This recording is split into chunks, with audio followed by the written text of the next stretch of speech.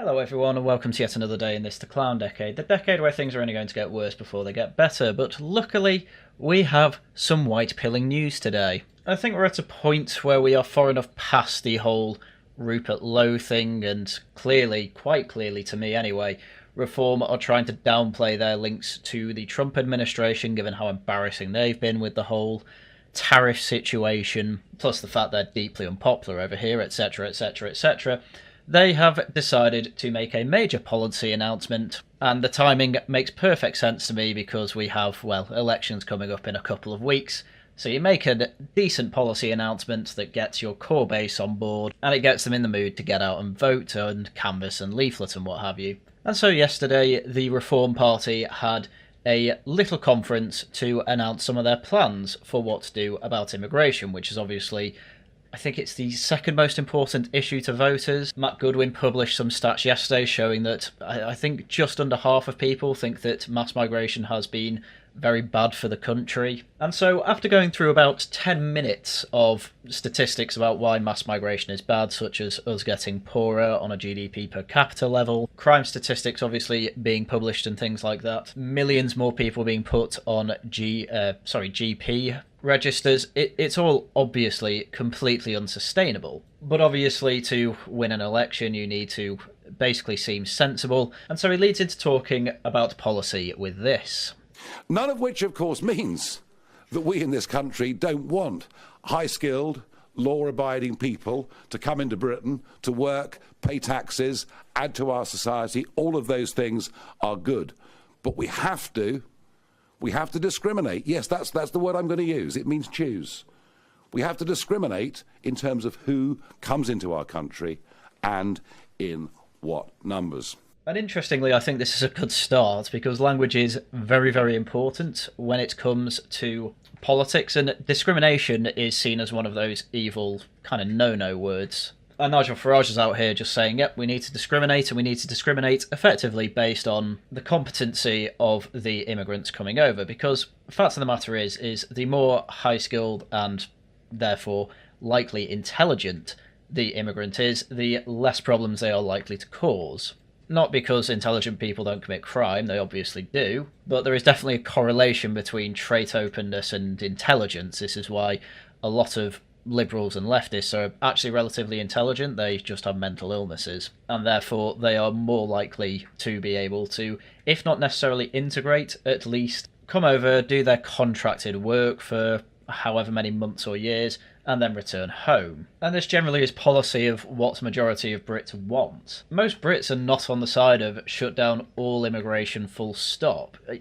As I say, most people will hear, oh, immigrants are coming over to be doctors, that's good, I love our NHS. That's still the mindset of an awful lot of people. But obviously, you need to then move the culture away from that because, frankly, it's a bit of a policy failure. Because, for example, there are people who can get qualifications to be a doctor from other countries, and then it turns out that they're actually not as competent as British doctors due to the higher standard of medical training in Britain, for example, or there's possibly even fraudulent qualifications being put onto doctors who then come to the UK. So that will have to be looked into as well. You know, when people want their doctors, they obviously want them to be as good as, at the very least, your average British doctor. And so using the word discrimination is fine, but I think it's trying to open up language that was maybe spicy 10 years ago to effectively be normalised now, so that in the future deporting is actually easier, and using the phrase discrimination is not seen as, well, as bad further down the line. Anyway, as mentioned, he's gone through a whole bunch of statistics on work, he then goes on to housing, and then that also says this.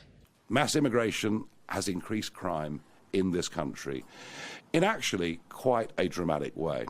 Yeah, the lead up to actually talking about all this policy is effectively mass immigration has been nothing short of a complete disaster for Britain, and he obviously keeps putting the blame on the Tories and Labour, because frankly it is their fault we're in this position. It's been years and years and years of policy failure, a major one being on immigration, despite the fact that every time they've been voted in, we have asked for less immigration, not more. And yeah, crime is one that an awful lot of people, especially on the left-wing side, get very uppity about whenever it's brought up. I still remember when I was talking to one of my more left-wing friends about why he thought Suella Braverman was racist, and one of his biggest issues was that she singled out Albanians for being quite bad with gang crime in the UK. And, well, it turns out if you actually look at the statistics of crime in the UK, or at least proxy for it, you'll realise that Albanian are quite overrepresented when it comes to the prison population. Not only that, Kosovan comes second, which, while they are a distinct ethnic group to the Albanians, they are right next door and share an awful lot of the culture. Vietnamese, weirdly, is next, but you get the idea. Although we don't have the rate of the native population here, it is quite clear here that these are the, 10 highest proportion of ethnicities in jail, and none of them are the native ones. So, at no point does Nigel Farage say we need to discriminate and effectively have a blanket ban, say, on all the immigrants from these countries. However, he is making the point and actually quoting some of these statistics that, there is clearly a problem. And as I say, Suella Braverman was probably right to single out Albanians. They seem to be uniquely addicted to crime, which obviously we don't want in the UK. Anyway, further statistics are given on crime, and obviously he goes into the whole issue of the Gaza independence and how we have sectarian politics in England again after, 300 years of not having it, something like that. I suppose your best example is the emancipation of Catholics in the early 19th century, so let's be fair and call it about a good 200 years without it. And now it seems to be in quite a number of constituencies for issues that they only care about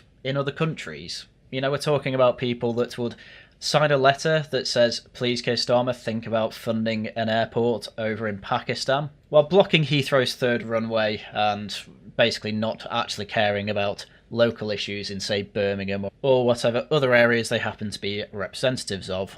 And he spent a good 20 minutes of this speech, possibly even 25 actually, I think it's close to 20 though, of this speech, going through point by point all the issues we have run into as a country thanks to mass migration. So the question is now, what do they intend to do about it? Well, let's find out. Well, frankly, the whole thing is pretty fruitless unless we leave the European Court of Human Rights and repeal the 1998 Human Rights Act. Well, isn't that just Uber-based, Mr. Farage? I wish you were clear on this earlier. Oh wait, he was. Stop the boats with our 4-point plan. Literally the first thing they say. Leave the ECHR. Well, that's easy enough. That sounds like policy. I heard they hadn't had policy for quite some time. Okay, do you mention the Human Rights Act anywhere? Oh, they do. In fact, they reiterate that they're leaving the European Convention on Human Rights, and they said in their contract they will commence reform on the Human Rights Act, so it puts the rights of law-abiding people first. Which is obviously a dig at all the people who get to stay in Britain because of chicken nuggets and their son has a specific form of cancer that won't be treated as well in other countries, which does make me laugh, given Britain is actually one of the worst countries in Europe for survival rates on cancer, but there we go.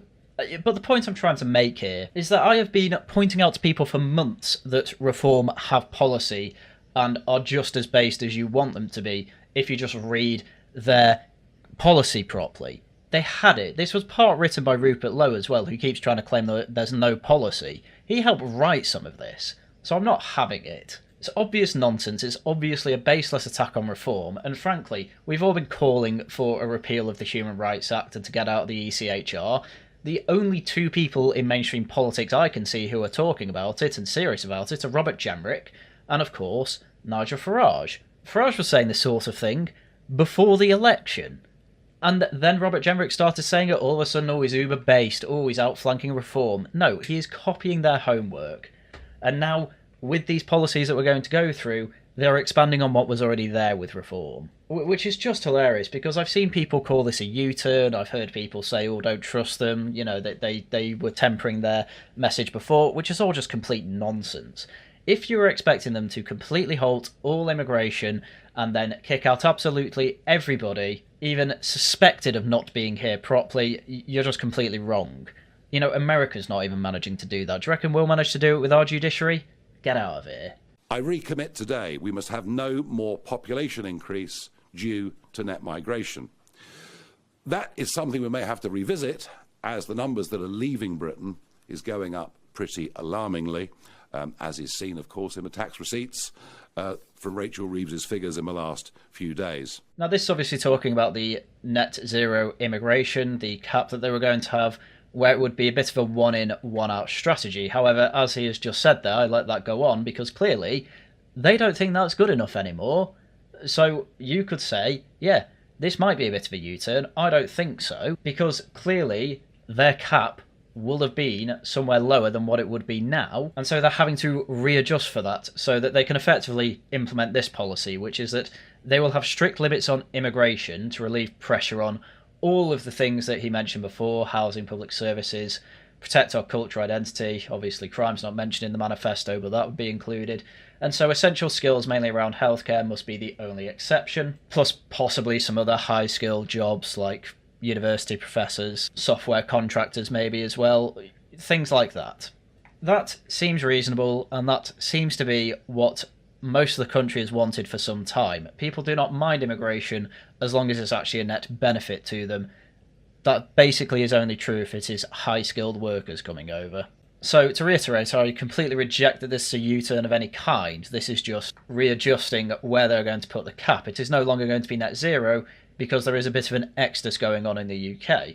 I'm not joking when I say this. Pretty much everyone I know under the age of 40 is thinking about leaving the country to some capacity, which is nothing short of a disaster.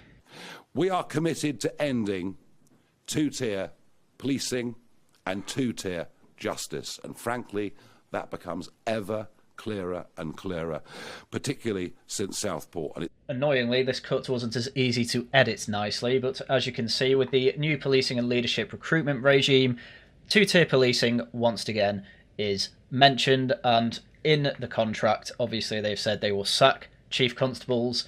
This, once again, is just recommitting to this, along with going a bit more into detail and moving it up, not just the constables, but to the judiciary, and pretty much all areas of the country, especially if you're mentioning Southport. The Southport two-tier policing, that was everywhere. That was even in the media, if you remember rightly. And the reason this comes into immigration, it's a little bit more of a, let's say, long-term view of immigration than just the last few years, because this is affecting people who have even been born in this country and known little else, but have been born into one of these enclaves, where they actually have very limited contact with indigenous British culture, we'll say, and they have larger protections than, well, the indigenous British culture, because, well, you know, they get police liaison officers telling them put your weapons back in the mosque and things like that, which isn't entirely ideal. But this is still related to immigration because it is taking away a massive pull factor for immigration, which is that, and it's no secret at all, it's on TikTok all the time, for God's sake,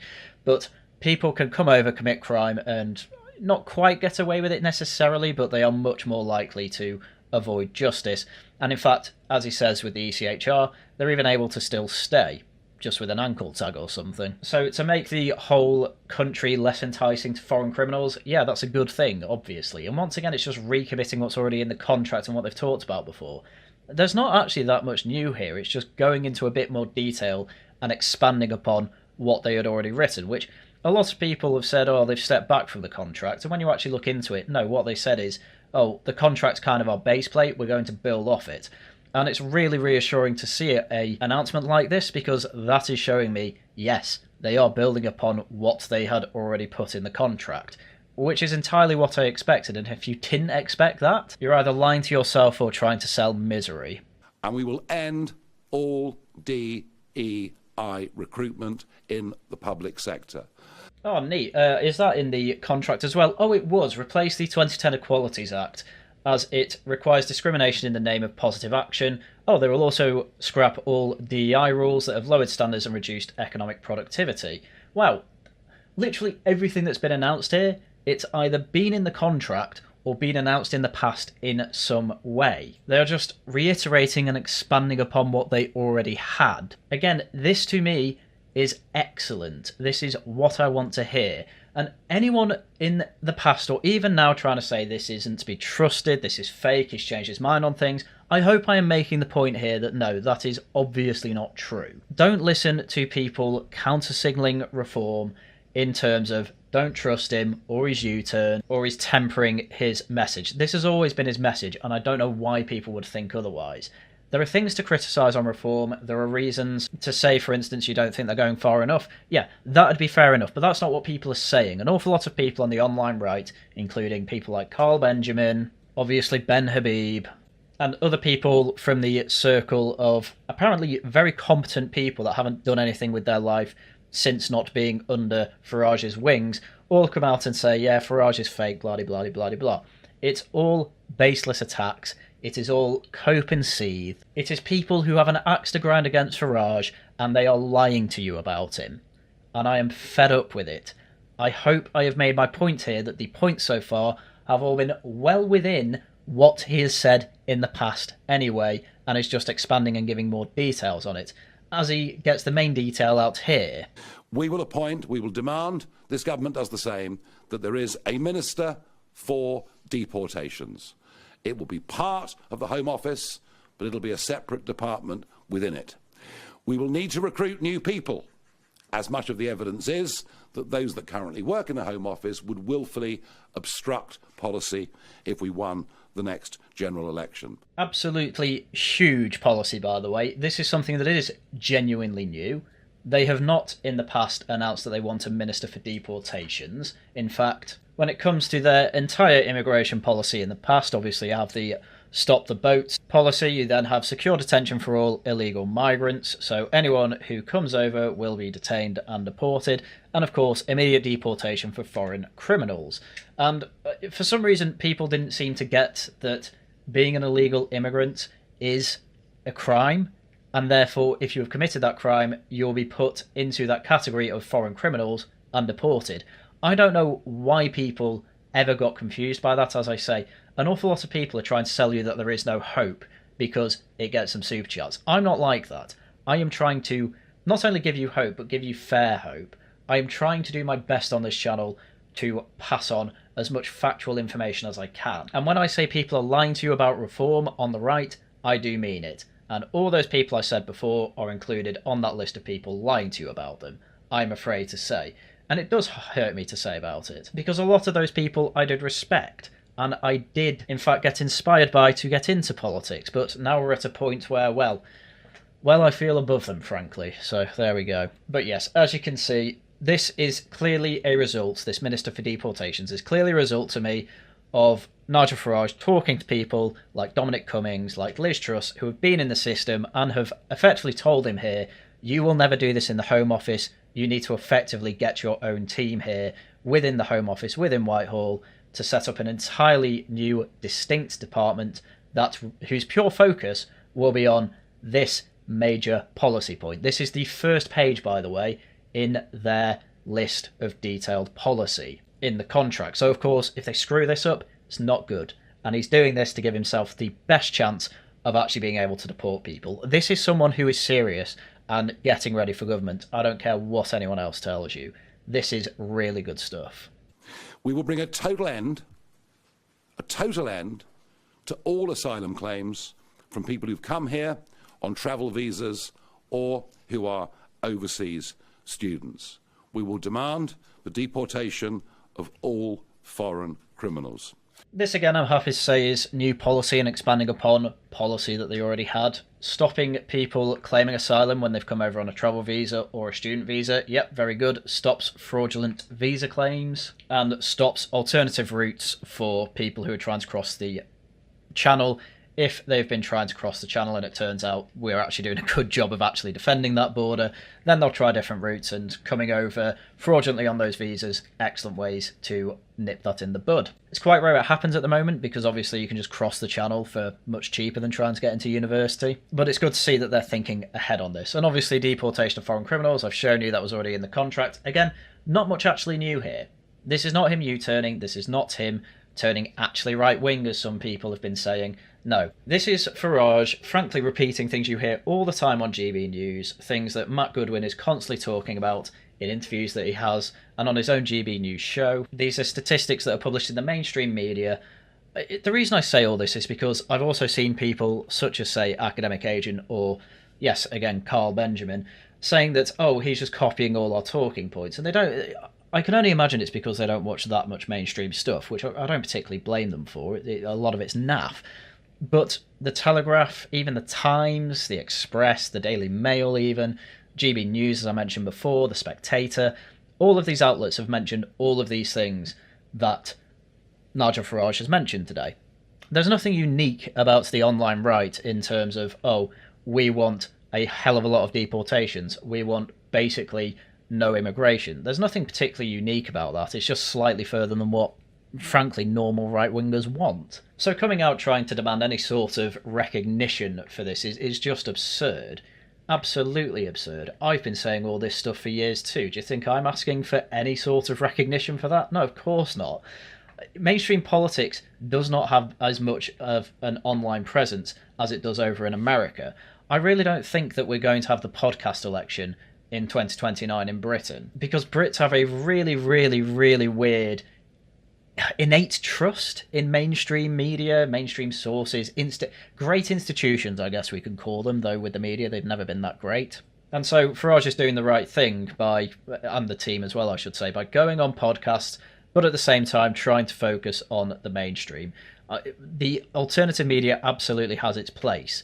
You've got people like Winston Marshall, you've even got Jordan Peterson, because a lot of Brits watch him. You have Peter McCormick. You have a load of other people who I can't name off the top of my head, who have done interviews with Nigel Farage and other people in Reform, even Zaya Yousaf as well, who, by the way, despite what Dan Wooten has been trying to stir, he ain't leaving. In fact, he was directly thanked by Farage in this speech. I think one thing you need to take away from this video is, if nothing else, is the online right when it comes to Reform are possibly worse to listen to than The Guardian. And I do mean that, because The Guardian will at least get their facts right. And it's something I've been saying for a while, but effectively I need to strap an awful lot of the online right down and let them know what the facts of this whole thing is.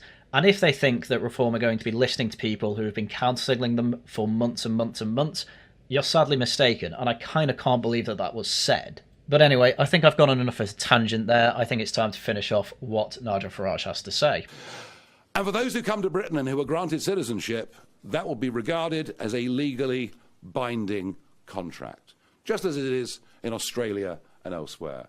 We welcome you in if you make those pledges to us, but you actually have to obey the law and be somebody who is a positive benefit to our country. He doesn't explicitly say it there, but I took that as, if we're doing it the Australian way, they can revoke your citizenship if you break the law, therefore we will do the same thing.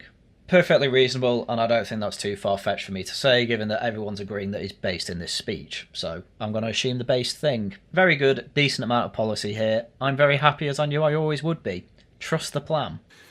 We are a party who are very proud of the fact we had more votes in the general election from the ethnic minority vote than the Liberal Democrats did. So try as anyone might to twist anything I've said today. All I've given you are hard facts. All I've laid out are sensible policies that will stop illegal immigration into Britain and stop the population explosion, which is damaging the quality of life for so many countless millions. Yeah, I put this in at the end here because, yeah, it's a bit cringe, I do agree, but you have to be a bit cringe if you're trying to, at the end of the day, win general elections. Well, the general election is quite a way off. Win any election. This was obviously put in at the end to preempt any sort of attack that you typically see from the mainstream media of them being racist, etc., etc. And to be honest with you, from my time in Reform, pretty much nobody's racist, at least openly. You know, these people have black friends and what have you. I don't think it's that bad to say, and I think it's just a funny statistic.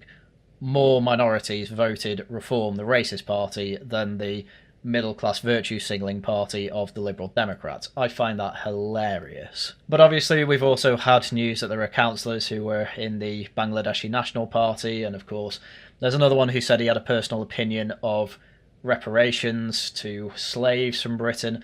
Farage has been asked about the reparation thing anyway, and obviously he's made it clear reparations are not happening. This guy's happy to stand for them regardless, so either he's changed his mind or knows he's not getting it. I don't particularly see it as a massive blemish on Reform. It's certainly not good. You know, you don't want people who effectively want race communism in your party. I totally get that.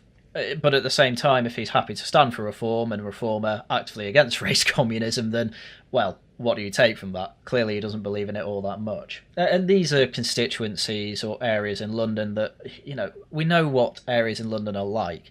You're not going to get your based white people here, and you're certainly not going to get them in if you manage to find them in these areas. So you can say ignore them, but at the end of the day, if you're trying to be a party that is governing the whole of the UK, to some extent you have to actually involve all of the UK after years and years and years of mass migration. And even Enoch Powell said there are thousands of people who have come in to integrate. And you know what? Joining the political system that is actively on side of that sort of thing with Enoch Powell is a pretty good indication of integration, I'd say. But anyway, I thought I'd address that. You can call it cope and seethe, you can criticise me all you want. I'm fine with that. I am a reform activist at the end of the day. However, I want to make it clear I'm not avoiding any issues like this. That is one thing I'm proud of when it comes to making my videos on my channel. Anyway, that was the speech, and as I say, it was pretty good. Zahir Yusuf, the man who clearly is going to be kicked out as chairman anytime now, put this on Twitter. This morning we announced a reform government will create the position of the Minister for Deportations. We will be unflinching in our resolve to ensure that nobody who came to this country illegally will be allowed to stay. Again, important language there actually. Came to this country, because so many people have been complaining that they're confused by Reform's position. They've decided now, okay, fine, we'll give in, whatever, we'll make it clear it's everyone who came to this country illegally. Fine. I've never had an issue with it before. I've never met anyone outside of the online right who was confused by Reform's position on deporting all illegals, but there we go. You got it. So guess what? They've all pivoted to, we don't trust you. And actually on that point, while I've brought it up, if at this point, the only serious right-wing party in Britain you do not trust, at that point, you may as well just end it all. There's no hope for it. Either move or do whatever else you need to do to satiate your doomerism. Because at the end of the day, the only people who benefit from that type of doomerism are the doom merchants themselves, and I'm fed up with it. There's plenty of answers that we have, you just need to get involved in real life. You know, as much as I don't like Homeland, at the very least, they were getting involved in something. Your best chance is to get involved with reform. I mean, for God's sake, the things they've announced today, they're basically what you want anyway. Or they might not be as far as you'd want them. Fine. But at the end of the day, they need to actually be the party in power to do anything anyway. To do that, they need to not seem extreme. That's exactly what they're doing here. As Yusuf reiterates, we have a detailed plan for what will be a massive operation involving every major instrument of the state, and they'll publish this shortly after the election. Very good. I can't wait to read it. From what I've heard today, it's been excellent stuff. But I think the funny part about this is that, to me, I'm seeing the mainstream media not necessarily panic, but I haven't seen any reporting on this announcement today, which I do find quite odd, because typically, even though they're not in power and they are, I suppose, the official opposition, Kemi Badenoch and her announcements on similar types of policy announcements, such as net zero, are typically reported in the mainstream media. This Nigel Farage announcement I can only find on GB News and The Spectator, two relatively right-wing outlets. And to be fair, this might be on the Express, Daily Mail, places like that. I've not really looked there. I was looking mainly at the more, well, let's say, mainstream ones, or important ones. I know everyone reads the Daily Mail, but I mean for politics, is the Telegraph and the Times. I didn't see it on either of those outlets. And I can only, frankly, imagine this is because the Times is quite central in who it supports, even though it's supposed to be relatively impartial, and the Telegraph is pretty much a Tory paper. And I can only imagine they don't particularly want to put out a headline that effectively says, Nigel Farage does incredibly popular thing, unless they're just biding their time with it. But again, this was yesterday at this point, and I've still not seen anything on it. So what I'm trying to say is that the mainstream news sources, who typically support one of the two mainstream or uniparties, are not necessarily trying to hide it, but they certainly see this as lower priority, which, to be honest with you, I could understand it if it was, say, the Lib Dems. But at the end of the day, Reform are topping polls at this point and are about to get mayors, councillors, and possibly even another MP. So it seems very suspicious, the types of thing they are not publishing. And then you get The Economist publishing this. The man Britain cannot ignore. Nigel Farage's return means a new, more volatile era in British politics. This is just a, once again, complete smear piece on the man that, frankly, an awful lot of people are seeing some hope in. I know I'm certainly involved in that cohort of people. And the Economists clearly aren't happy about this. Today, populism is back in Britain with a vengeance in council elections in England. On May the 1st, Reform UK, the party led by the architect of Brexit, Nigel Farage, don't know if I go that far, is poised to inflict heavy losses on the Conservatives. Mr Farage is once again upending politics with grave implications for Britain and its role in Europe. This is because his second act threatens to be more audacious than the first, the pursuit of not Brexit, but power. The idea that national office is within Mr Farage's grasp probably sounds fantastical. Britain has a Labour government with a supersized majority. Mr Farage took 8 attempts to enter Parliament, and he now leads a faction of just 4 MPs, having fallen out with the 5th. Yeah, well, thank you, Mr Lowe, for that. Many of his views are unpopular, notably his excuse-making for Vladimir Putin. Again, he is having to put out fires with that, I suppose. I can't defend him too much on that. But Mr Farage is harder and more determined than he was more than a decade ago, and his new party is more professional. Yep, that's very true. What makes Farage a contender is a quirk in Britain's first-past-the-post electoral system. In the modern political era, it has behaved like a pendulum, granting one or other of the 2 big parties a large and predictable majority, even if they win only a third of the votes. And it's actually a really good system, to be honest, because your government can actually do things. The unfortunate thing is that in doing things, they've made the country worse. But Reform has been polling at 20 to 26% since December, up 14% from last year's election. Lately, it has been significantly ahead of the Tories and Conservatives, with 3 parties in this range. Chinese shifts in voting can produce dramatically different results, and today's polling could give Reform over 230 seats, with a 2% increase that might take the total close to 300, only 30 or so seats short of an absolute majority, and there was even a poll out today that had them in the pure majority. In fact, I'm going to get that poll because it's just mental. As you can see from latest polling from a Find Out Now survey, which Find Out Now absolutely are overestimating Reform's performance in the next general election. Don't get me wrong, this is a total pipe dream, but it is hilarious. It's got them at 374 seats, and you need a total of at least 325 of an overall majority. So it's just crazy to see that they're going to reach 374 seats based off this wildly overestimating poll, don't get me wrong, while the other parties are not even breaking 3 digits. With more realistic polls, you're seeing much more neck and neck, and as The Economist has said, there's a complete overtaking of the 3 main parties as to who gets the majority. The biggest loser out of it is the Conservatives. They're barely getting the most seats in any of these scenarios, and barely any of them have an overall majority. This is actually the first one with an overall majority, and as I say, probably a bit of a pipe dream at this point, but with the way things have been going, never say never. So yeah, it's kind of no dearth that The Economist is panicking about this, but just look at the smears. So the trouble with Mr Farage is that his ideas would once again make Britain poorer and more dysfunctional, as if we're not getting poorer and dysfunctional. Some Tory defectors see the true Thatcherite in the former metals trader, but they are deluding themselves.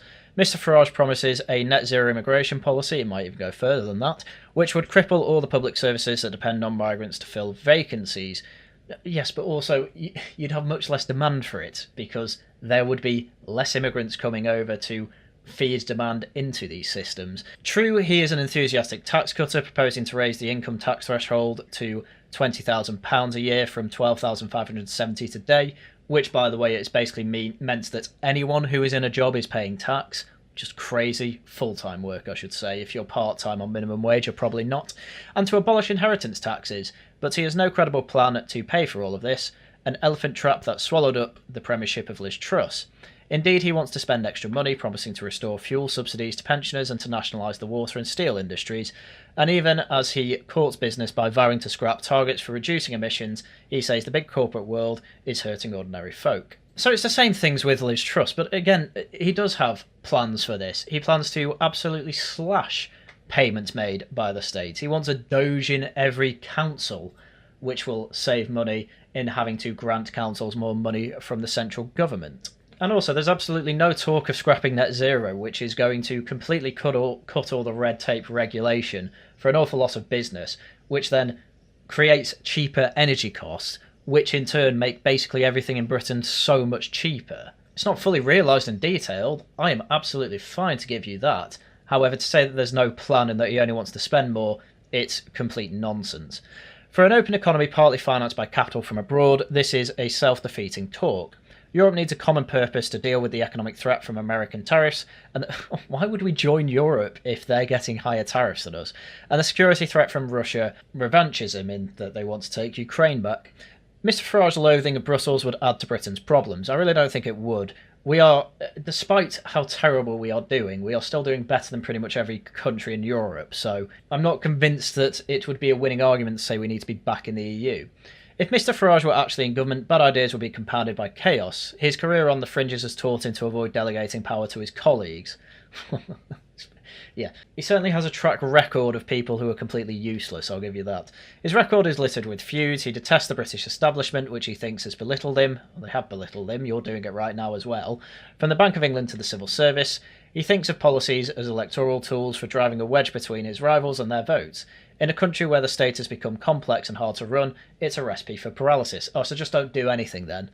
The state's in such a mess, there's so many knots, it's a spider's web of issues, just don't do anything. Great work. Thanks, Economist. I don't think we need to go through any more of this. I think you get the idea. And these attacks have been coming left, right, and centre from Labour as well. It is clear there is only one party who the establishment, Labour, left-wingers are afraid of. They don't care about Kemi Badenoch and the Conservatives anymore. The threat comes from reform, as is being shown and will be shown after the elections next week. I wish the best of luck for reform, of course, there. I'm very happy with the way reform has been progressing. We just have to hope that reform councillors don't screw this up when they get in. As mentioned before, I think the timing of these policy announcements, even though they're nowhere near government, is all to get the momentum back up for people who are going to be voting, obviously, next Wednesday. It's not Wednesday, it's Thursday. Make sure you get the day right, my friends in England. You will be voting on Thursday. And yes, I did have to do that take again because I said Wednesday again. No, it's Thursday. You are voting on Thursday. But right, I think that'll be it for today. I hope all of you that have subscribed to me after Chud Logic React to me enjoyed this video, as I hope the rest of you did. I will hopefully be in his DMs sometime soon to get him on stream. I would absolutely kill for that. But right, for now, it's shill time. So next Tuesday there's a Tosh Talks. That reminds me I need to get the poll out so that we know what topic we are going to be talking about. Next Saturday I'll be laughing at The Guardian. I need guests on for that, and videos out as and when I can make them. If you want to support the channel, you can subscribe, leave a like, leave a comment telling me what you think. You can also become a channel member, and you can also give super chats and super thanks. Great ways to help me out. Right, but with that, it's everything I had for you for today. So once again, thank you very much for watching, and until next time, goodbye.